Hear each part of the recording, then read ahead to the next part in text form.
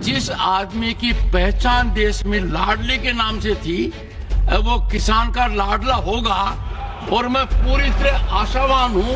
और ऊर्जावान मंत्री अपने नाम के अनुरूप शिवराज ये कर दिखाएंगे।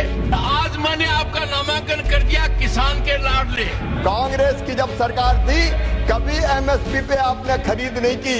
किसान खून के आंसू रोता था। मेरे लिए किसानों की सेवा भगवान की पूजा है और यही मान के उनकी सेवा के काम में निरंतर लगे रहेंगे। जयराम जी,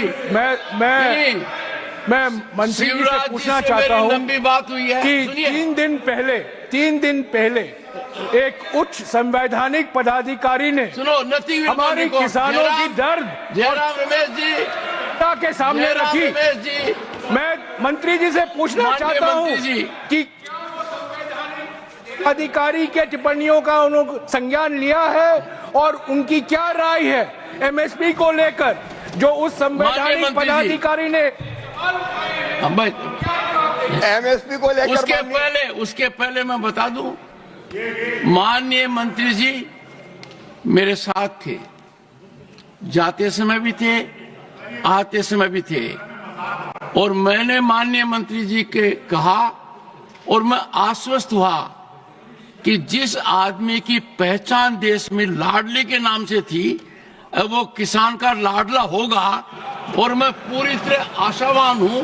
और ऊर्जावान मंत्री अपने नाम के अनुरूप शिवराज ये कर दिखाएंगे। जयराम रमेश जी से मुझे उम्मीद थी कि वो कोई प्रश्न पूछेंगे।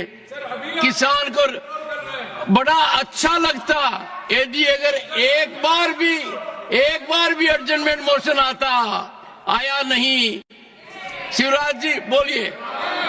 माननीय सभापति महोदय, और आज मैंने आपका नामांकन कर दिया किसान के लाडले। प्रणाम आपको। बोलिए। माननीय सभापति महोदय, आदरणीय जयराम रमेश जी का मैं बहुत आदर करता हूं। उन्होंने पूछा है कि एमएसपी के बारे में उनकी राय, मेरी राय क्या है। बहुत पवित्र राय है। हम 50% लागत का 50% से ज्यादा मिनिमम सपोर्ट प्राइस तय करेंगे और खरीदने का भी काम करेंगे। आपने नहीं खरीदा, मैं एक एक आंकड़ा पढ़ के बता सकता हूं। कांग्रेस की जब सरकार थी कभी एमएसपी पे आपने खरीद नहीं की। किसान खून के आंसू रोता था, लेकिन मेरे लिए किसानों की सेवा भगवान की पूजा है और यही मान के उनकी सेवा के काम में निरंतर लगे रहेंगे। एमएसपी पर किसानों को उत्पाद खरीदा है और अब भी पूरा उत्पाद खरीदेंगे और एक दिन में 2 दिन का काम करेंगे।